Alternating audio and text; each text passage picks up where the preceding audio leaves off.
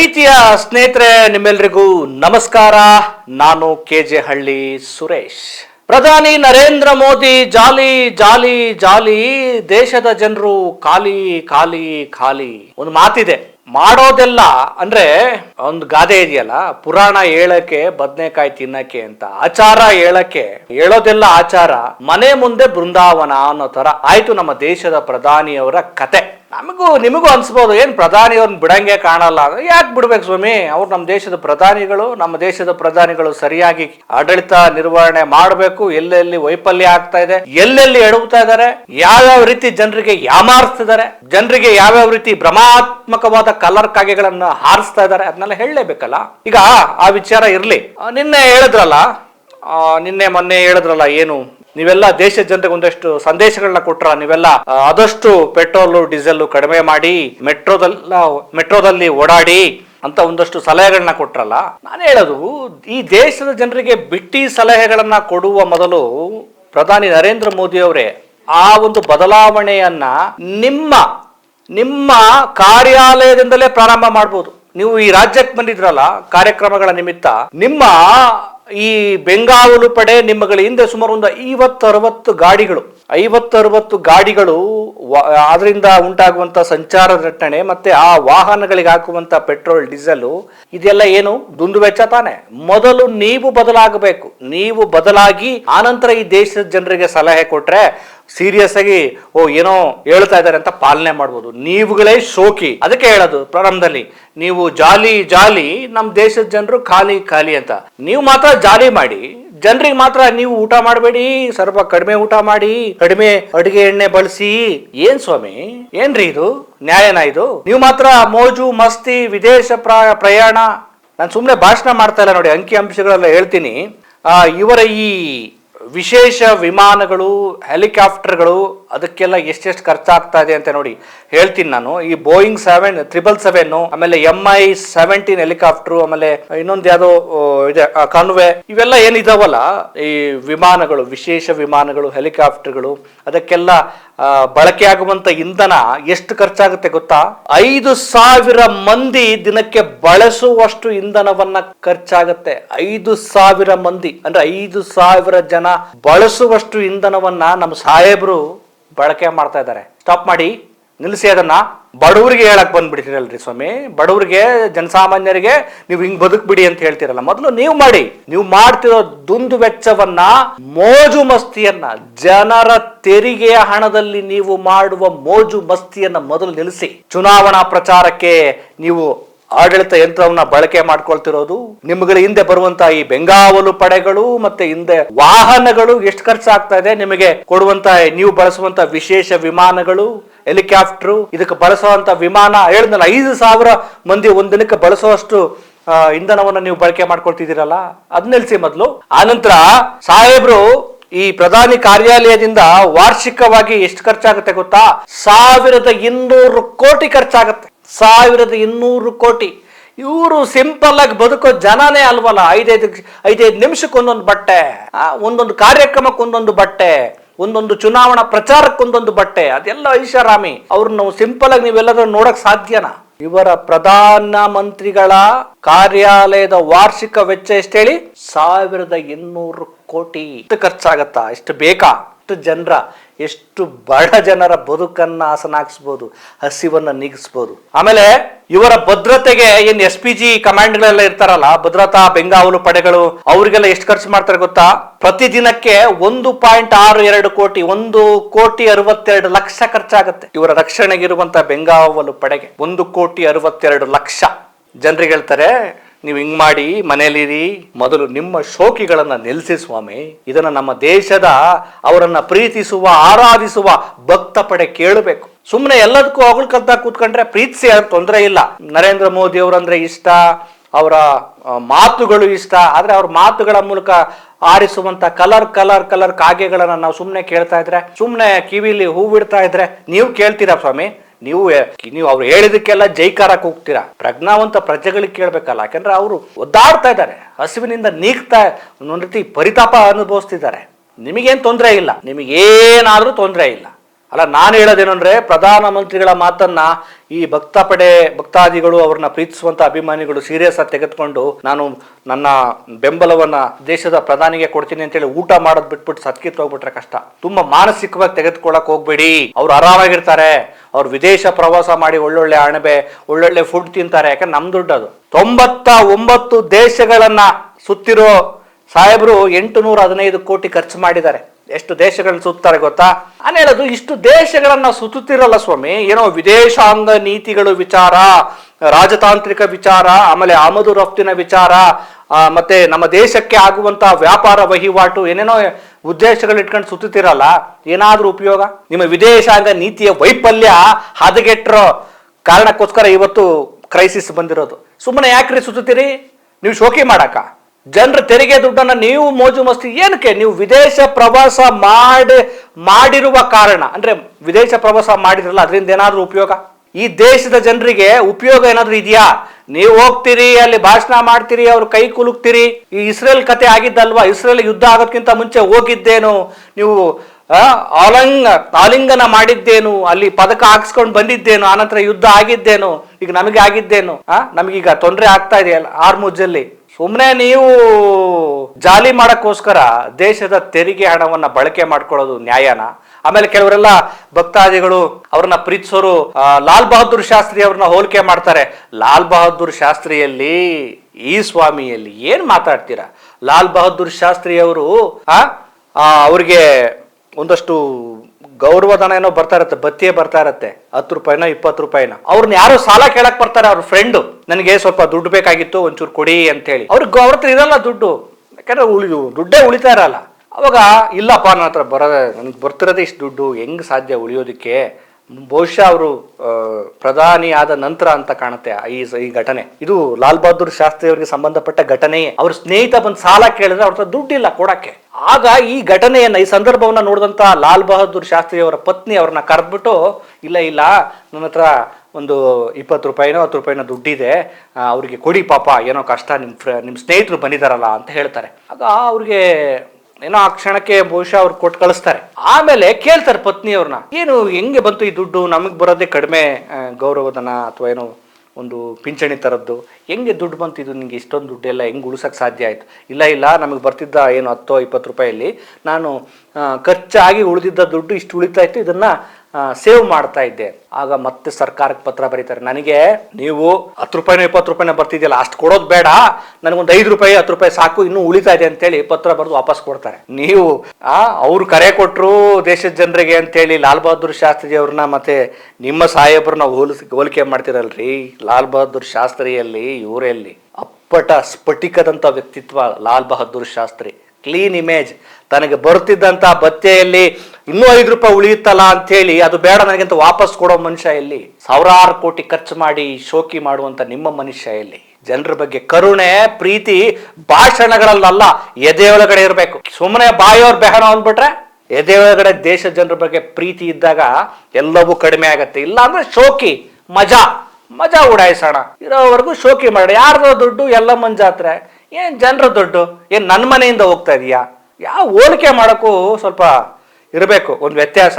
ಆ ಸಂದರ್ಭದಲ್ಲಿ ದೇಶದ ಜನರಿಗೆ ಕರೆ ಕೊಟ್ಟಿದ್ರು ಲಾಲ್ ಬಹದ್ದೂರ್ ಶಾಸ್ತ್ರಿ ಅವರು, ಸ್ವಲ್ಪ ಏನು ವಾರದಲ್ಲಿ ಒಂದು ದಿನ ನಾವು ಉಪವಾಸ ಇರೋಣ, ಯಾಕಂದ್ರೆ ಅವಾಗ ಏನು ಆಹಾರದ ಸಮಸ್ಯೆ ಉಂಟಾಗಿತ್ತು. ಅಮೆರಿಕ ನಮಗೆ ಮೆಕ್ಕೆಜೋಳ ಕೊಡ್ತಾ ಇತ್ತು, ಅವರಿಗೆ ಬೆಂಬಲ ಕೊಡ್ಲಿಲ್ಲ ಅಂತೇಳಿ ಮೆಕ್ಕೆಜೋಳನ ನಿಲ್ಲಿಸ್ಬಿಟ್ರು. ಆಗ ದೇಶದ ದಿಟ್ಟ ಪ್ರಧಾನಿ, ಸ್ವಾಭಿಮಾನಿ, ಹೋಗಯ್ಯ ನಿನ್ನ ಮೆಕ್ಕೆಜೋಳ ಯಾವನಿಗೆ ಬೇಕು, ನಾವು ಆಹಾರ ಕ್ರಾಂತಿಯನ್ನು ಮಾಡ್ತೇವೆ, ನಾವು ಉಪವಾಸ ಬೇಕಾದ್ರೂ ಇರ್ತೀವಿ ಅಂತ ಹೇಳಿದ್ರು. ಆದ್ರೆ ಈ ಪ್ರಧಾನಿ ಅಮೆರಿಕದ ಆ ಡೊನಾಲ್ಡ್ ಟ್ರಂಪ್ ಅನ್ನೋ ಆ ಅವಿವೇಕಿಗೆ, ಆ ಹುಚ್ಚನಿಗೆ ಸಪೋರ್ಟ್ ಮಾಡೋ ಸಲುವಾಗಿ ನಮ್ಮ ದೇಶದ ರೈತರ ಹಿತವನ್ನ ಬಲಿ ಕೊಡ್ತಾರಲ್ಲ, ನ್ಯಾಯನ ಇದು?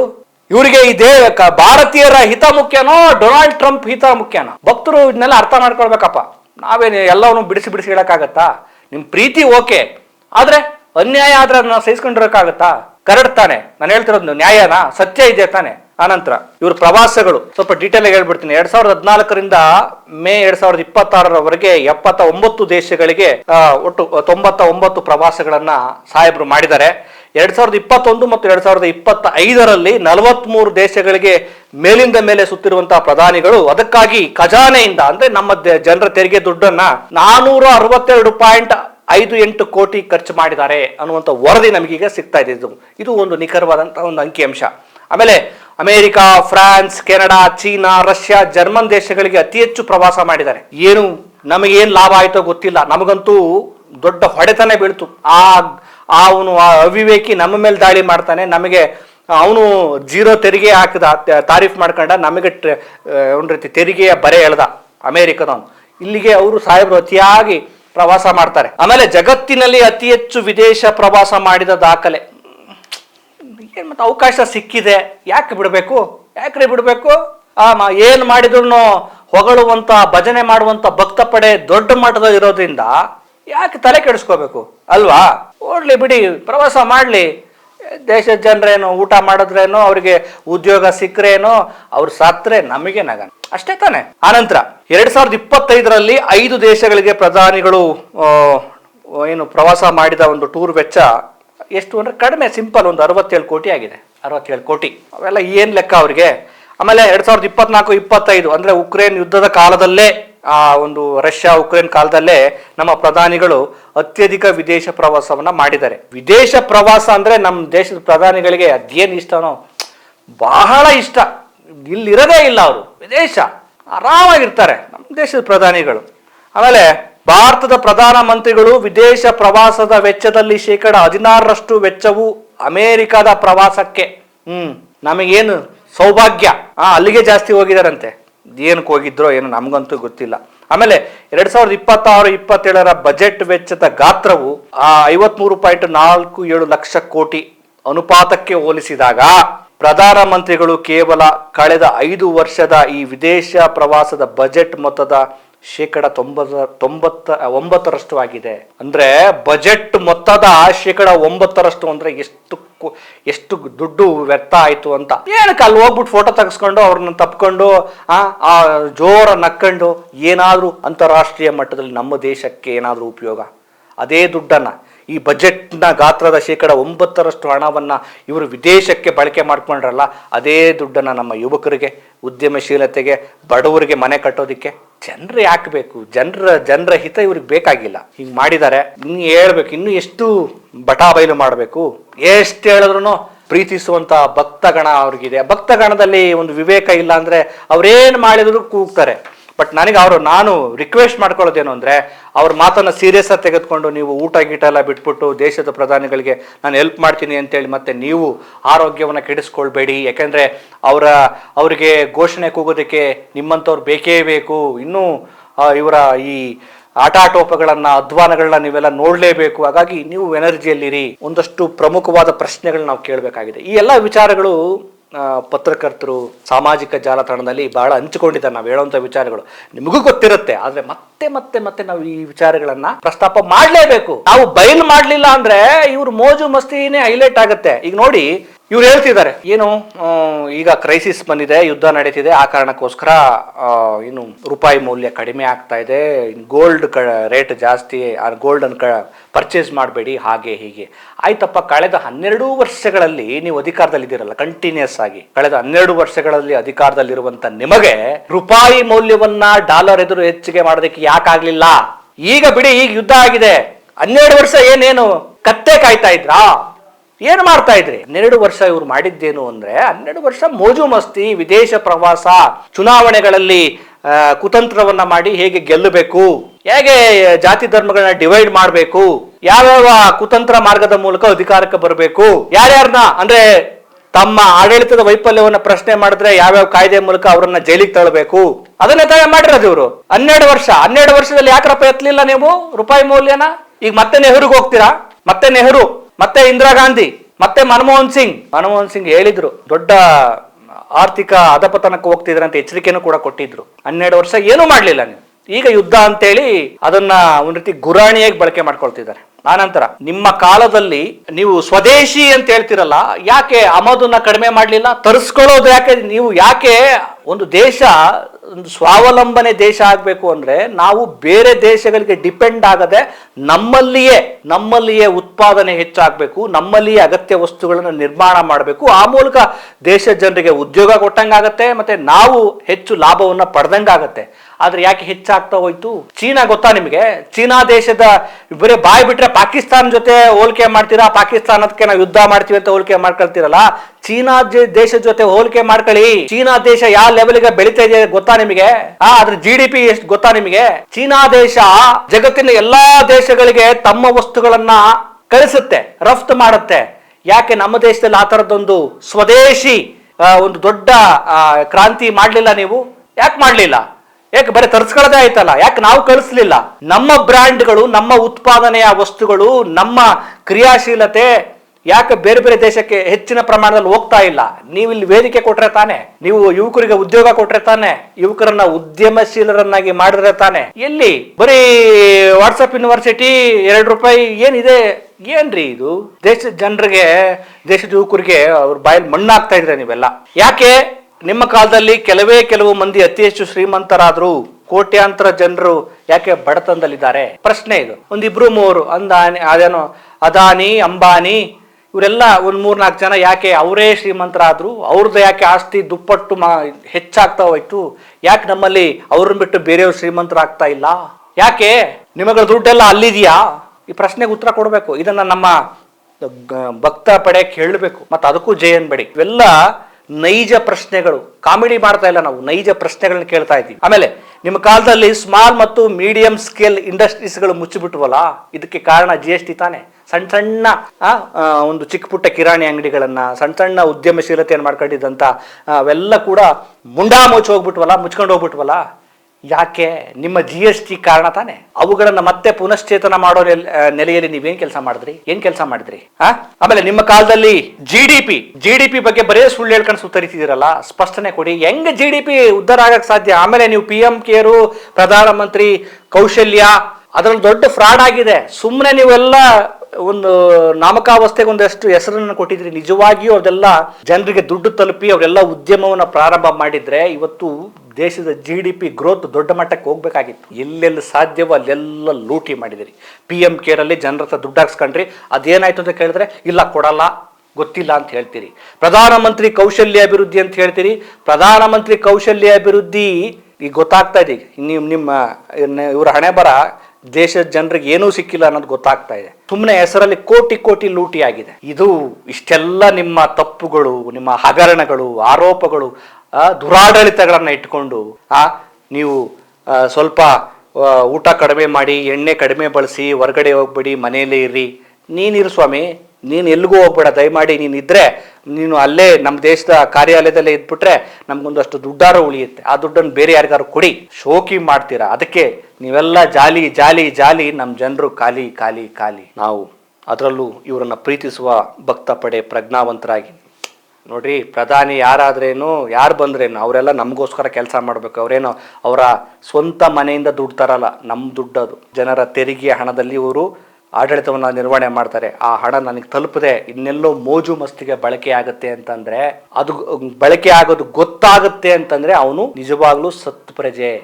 ಅದು ವ್ಯರ್ಥ ಆಗ್ತಾ ಇದೆ, ಶೋಕಿಗೆ ಬಳಕೆ ಆಗ್ತಾ ಇದೆ, ಈ ದುಡ್ಡು ಭ್ರಷ್ಟಾಚಾರಕ್ಕೆ ಒಳಗಾಗ್ತಾ ಇದೆ, ಈ ದುಡ್ಡನ್ನ ಲೂಟಿ ಮಾಡ್ತಾ ಇದ್ದಾರೆ ಅಂತ ಎಲ್ಲ ಗೊತ್ತಿದ್ದು ನೋಡ್ತಿದ್ದಾರೆ ಅಂತಂದ್ರೆ ಅವರನ್ನ ಅಂಧ ಭಕ್ತರು ಅಂತ ಕರೀತಾರೆ ಮತ್ತು ಸತ್ತ ಪ್ರಜೆ ಅಂತ ಕರೀತಾರೆ. ನಮಸ್ಕಾರ. ಮತ್ತೊಂದು ವಿಚಾರದಲ್ಲಿ ನಿಮ್ಮನ್ನು ಭೇಟಿ ಮಾಡ್ತೇನೆ. ನಮಸ್ತೆ.